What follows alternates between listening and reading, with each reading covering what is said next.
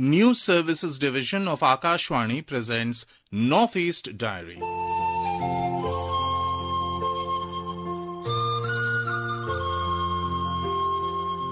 Good evening. Welcome to this edition of Northeast Diary. As we explore the northeastern part of India, it becomes increasingly intriguing to know about it in each episode. Let me share the excitement in store for you. Today, we will take you on a spiritual tour of the temples of Tripura. We will also cover how in Mizoram, over 5 lakh tree saplings have been planted across the state under the Ek Ped Maa Ke Naam campaign. Additionally, we will also provide you a sneak peek into the first edition of the Vakro Butterfly Meet, which was recently held in Arunachal Pradesh. But for now, let's head over to Nagaland House in Delhi, which recently hosted the Autumn Festival.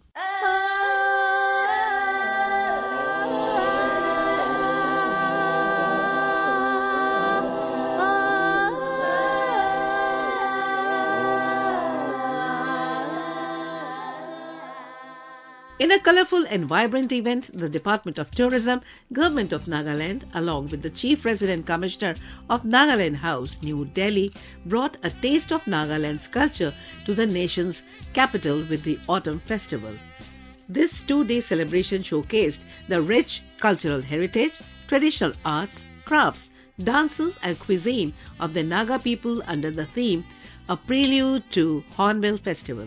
The event aimed to attract both locals and the visitors, preparing them for the Silver Jubilee celebration of the Hornbill Festival, which begins on December 1st, 2024. So friends, here is a report on that. Autumn Wrapped. The preludial Autumn Festival of the 25th Hornbill Festive Edition, held from 18th to 20th of October at the Nagaland House premise in New Delhi, infused a longing for the distant eastern hills of Bharat, replete with delightful music, the tweaking of craftsmanship, and wafts of sweet bamboo shoots, a signature ingredient of authentic Naga cuisine. While organic Naga jewelry coated in somber autumnal color codes shine bright upon their wearers, representative of 8+ eastern Nagamese tribes. For any Naga wearing their traditional jewelry in colors used by their ancient tribesmen is believed to endow upon them prosperity and protection. My name is Mongshai Khemningan और हम लोग दिमापुर से आया अभी 2 साल से काम करता है बनाता है यही स्थान है हम लोग यहाँ स्टार्ट करके और निकाल के एक तो जगह में बनाता है इसके बाद में हाथ में सिलाता है हम लोग इसके बाद में मेखला है शॉल है इसके बाद चुन्नी भी बनाता सकता है हम लोग यही माला है हम लोग का माला यही हम लोग के पुलना चमना ना ऐसे लगाने से बहुत अच्छा लगता है यही लगाना चाहिए हम लोग के जात के ट्रेडिशन है Fashionista Kauschaza, the sole entrepreneur of the famous Ukri craft, was heard reminiscing with pride in a moment with an old friend how their ancestors once upon a time adorned themselves with amber and conch shells, concluding nevertheless that nowadays they are doing just fine adorning themselves with colored glass beads, hoping for a sustainable future.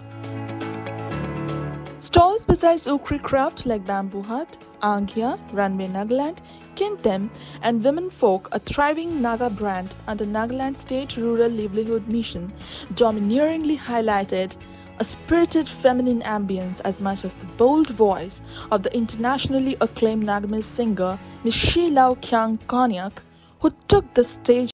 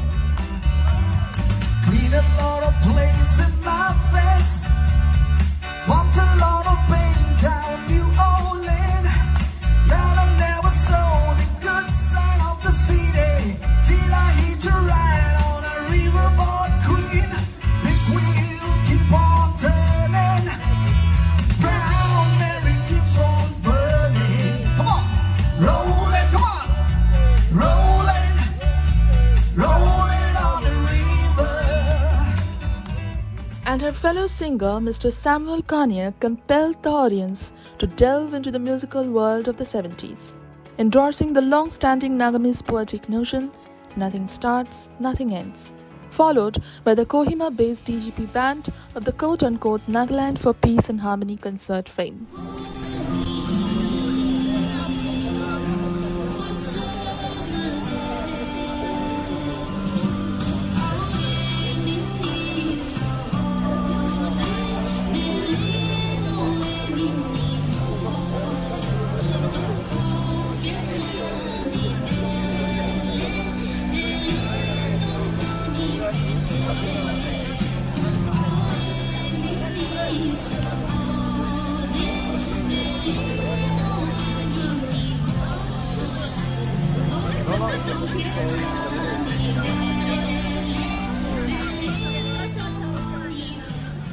From the News Services Division, Akashvani, Delhi, I'm Priyam Chatterjee signing off for Northeast Diary.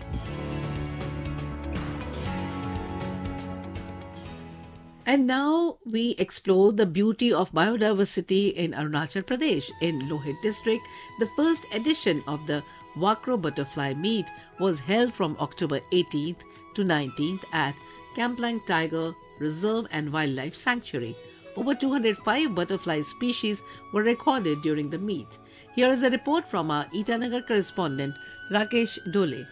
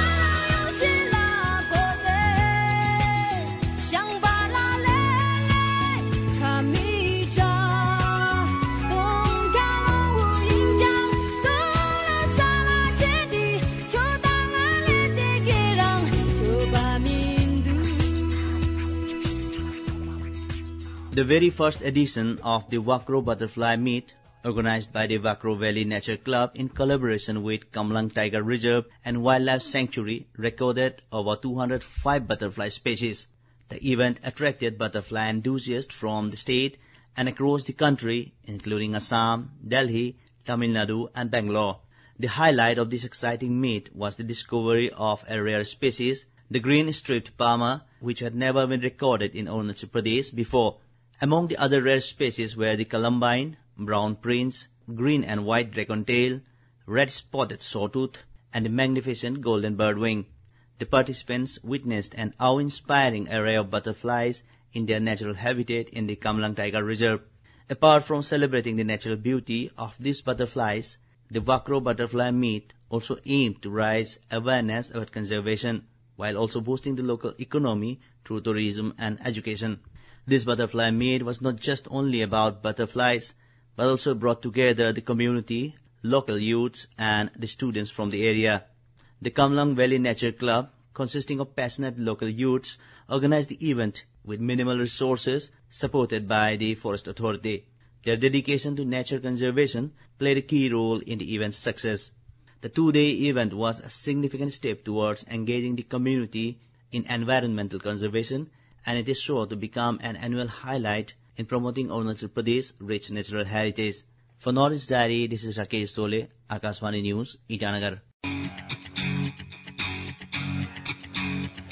है एक जीवन है एक mission, आओ हम सब मिलकर करें पर्यावरण संरक्षण, पर्यावरण संरक्षण, हरियाली की चादर फैलाएं।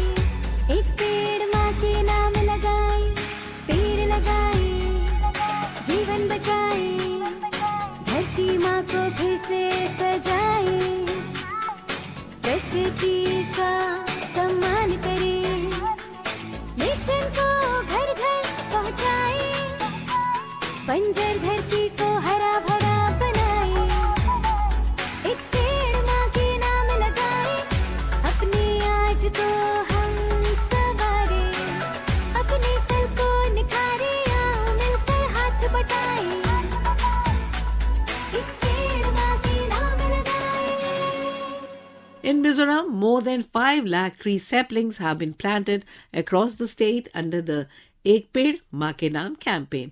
The essence of Ek Ped Maa Ke Naam is a symbolic gesture, planting a tree in the name of one's mother. This simple act serves a dual purpose, honoring the role of mothers in nurturing life and contributing to the health of the planet. Trees are life-sustaining, and just like a mother, they provide sustenance, protection, and a future for the next generation. Through this initiative, participants can create a lasting memory by planting a tree as a living tribute to their mothers while also addressing the pressing need for the environment preservation. So, we have more details from our Aizawl correspondent, Irene. Speaking exclusively to Akashvani, Divisional Forest Officer of Aizawl and Nodal Officer of the campaign, Vanlal Nunpui Mar, said that following the appeal made by Prime Minister Narendra Modi, the Mizoram government has taken massive efforts in tree plantation drive for the success of the campaign. She said that Ek Ped Maa Ke Naam campaign was launched in the state on June 5th this year on the occasion of World Environment Day. Vanlal Nunpui Mar said that more than 5 lakh new tree saplings have been planted since the commencement of the campaign. She further said that reports of tree plantation keeps coming in till today, and that the tree species which are being planted are most suitable for Mizoram soil and environment. Hello, this is Vanlal Nunpui Mar, DFO Forest Extension Division. I am happy to say that Mizoram is taking a very enthusiastic role in planting trees under the Ek Ped Maa Ke Naam campaign. Till date, it has been reported that more than 5 lakh trees have been planted across the state. And these photographs have been uploaded, and the uploading of photographs and video is still ongoing. This is not the sole initiative of the EF&CC Department Mizoram, but a collective effort of all other government departments, schools, colleges, NGOs, and village councils, as well as the public. Furthermore, it is worthy to mention that School Education Department has extensively contributed towards the success of this ongoing Ek Ped Maa Ke Naam campaign. It may be mentioned that Mizoram has the highest forest cover in India as a percentage of its total geographical area at 84.53. In the campaign, various departments of the government, schools, colleges, universities, NGOs, village councils, local councils, and various individuals have taken part with devotion and enthusiasm for the success of the campaign. Irene, Akashvani, Aizawl.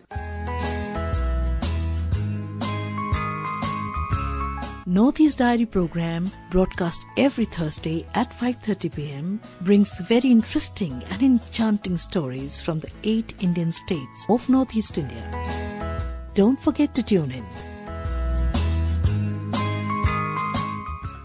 Tripura is famous for a large number of temples of Hindus and Buddhists, where one can get to experience a very peaceful and tranquil atmosphere. Temples of Tripura, with their beautiful architectural design and calm and tranquil settings, offer a suitable option for pilgrimage. Tourists and devotees from all corners of the world visit the Tripura temples, which are reputed for their grand design and attractive sculptures. Let's embark on the journey of temples of Tripura with our special correspondent, Soma Basu.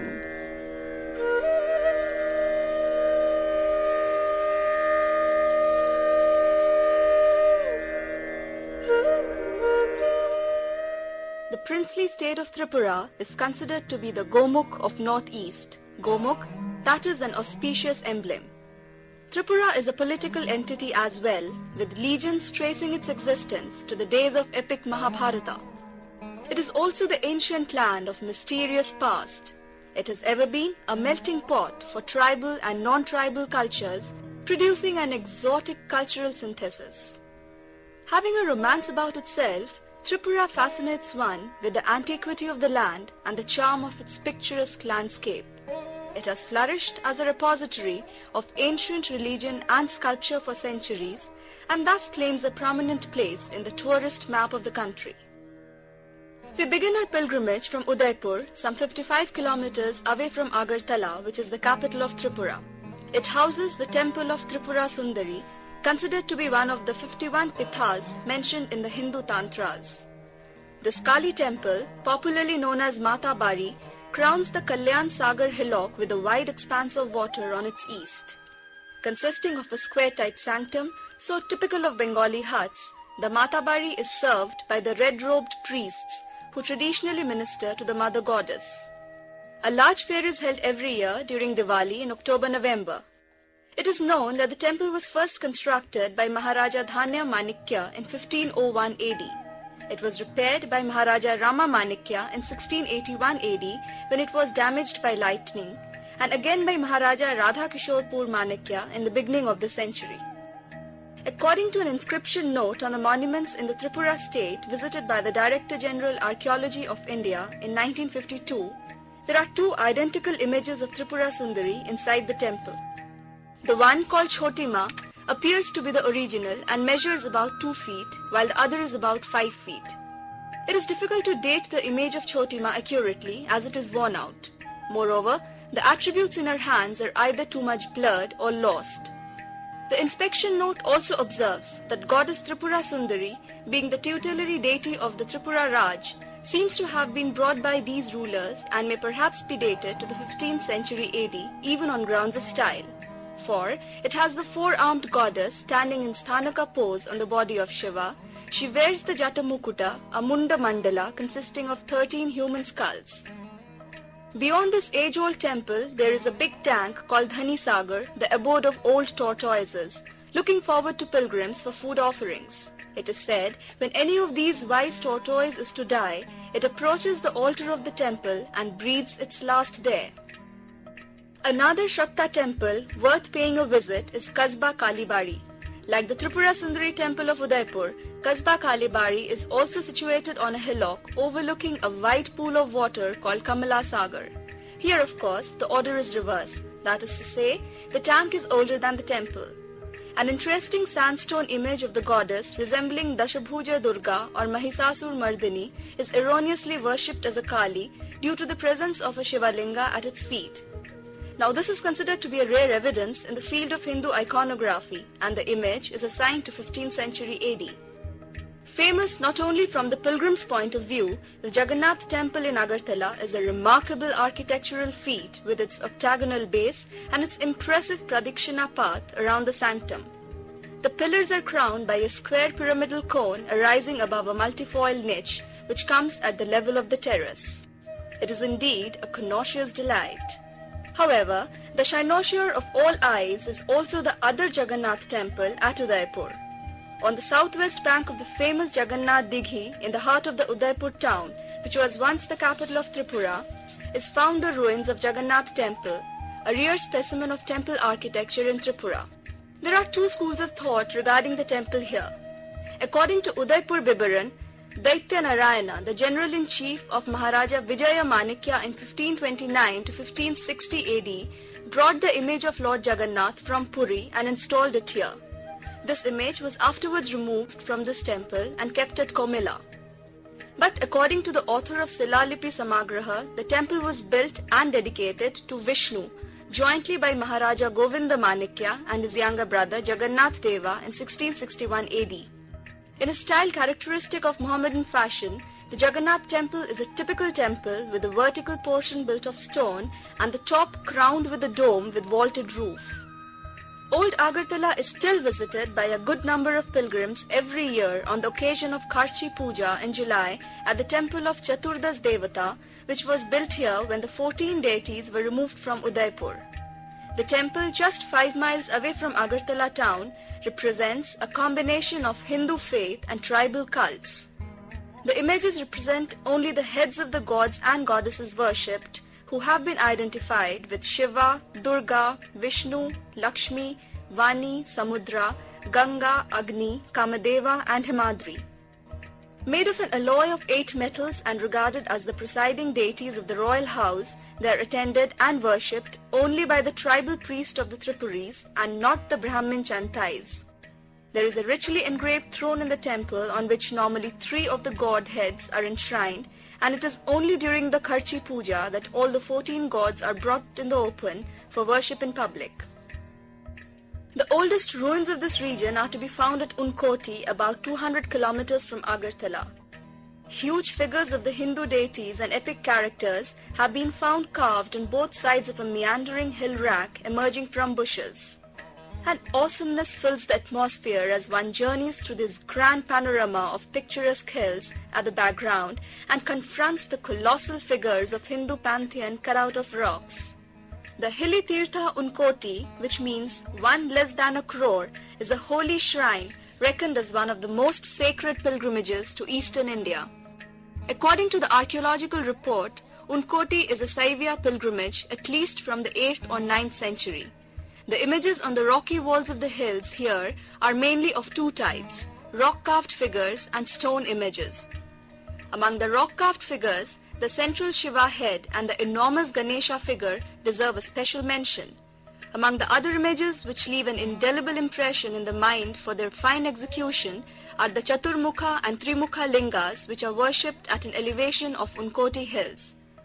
The 3 faces of Shiva are carved on the 3 sides of its Rudra Bhaga and the back face is damaged. Yet another image of the linga bears 4 well-carved figures shown up to the waist on the 4 sides of its Puja Bhaga. The 11th or 12th century image of Ekamukha linga is placed on the upward slope of Unkoti hills. The shape of this linga is spherical and the face of Shiva is carved on it. At the top of the hill, images of Vishnu, Panchamukha, Ravana, Narasimha, seated Ganesha, Hanuman, etc. are found. There are many more images which are yet to be identified, but images having stamp of many known and obscure religious cults tend to prove that though initially started as a center of Saivya pilgrimage, other religious sects did not lag behind in the art of rock carving at Unkoti in view of its outstanding religious importance. The South Tripura district has many important places to visit. Radhakishorpur, formerly known as Udaipur, stands on the left bank of river Gumti. The ruins of the old palace of Govinda Manikya Bahadur and the famous Bhubaneswar temple situated there are now surrounded by dense jungles. However, the palace and the temple have been immortalized through Tagore's famous plays Rajarshi and Bisorjan. On the right bank of river Gumti is the Tripureshwari temple. It is a Sati Pitha, a place where parts of Sati's dismembered body were said to have fallen. A myth goes that right leg of Sati fell there. The Benu Bana Bihar, a Buddhist temple in Agartala, bears testimony to the fact that from the years of yore, Tripura has been extending hospitality and patronage to the religion and culture of its neighbors. The quiet temple and the monastery on a picturesque setting is indeed an embodiment of serenity. The 3 temples constituting the Mahadeva Bari are erected in a well-defined enclosure. The sanctum of the temple is circular from the base, and in that respect, it differs from the temples of the Gunavati group and neighboring shrines of Udaipur. This temple was built in 1672 AD. The hydroelectric power station at Dumbur Lake near Nutan Bazar is also a holy place of visit. 73 miles from Agartala, the source of Gumti is mainly a pilgrimage for both the tribals and the non-tribals who flock the place every year on the occasion of Posh Sankranti in the month of January for a holy dip in the placid water of the Dumbur Lake. The place, unique for its scenic beauty, is also the site for a large fair where the tribal population make annual purchases for their families. The Peak of the Gods, or Deota Mora as it is called, is an extensive range of hills situated in between Udaipur and Amarpur subdivisions. This has become a place of tourist interest owing to a panel of images found carved on the hills facing river Gumti. It is really astonishing to see such a good number of images carved high up on the steep rocky wall of the hill covered with thick jungles.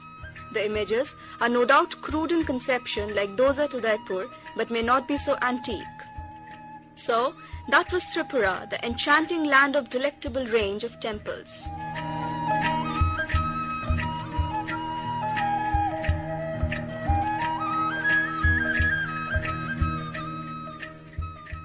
Borgeet, Songs Celestial, are a collection of lyrical songs that are set to specific ragas.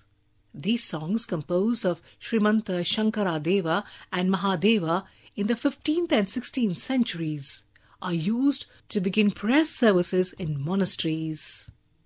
Zatra, that is Satara, and Namghar associated with the Ekasharna Dharma, and they also belong to the repertoire of music of Assam outside the religious context.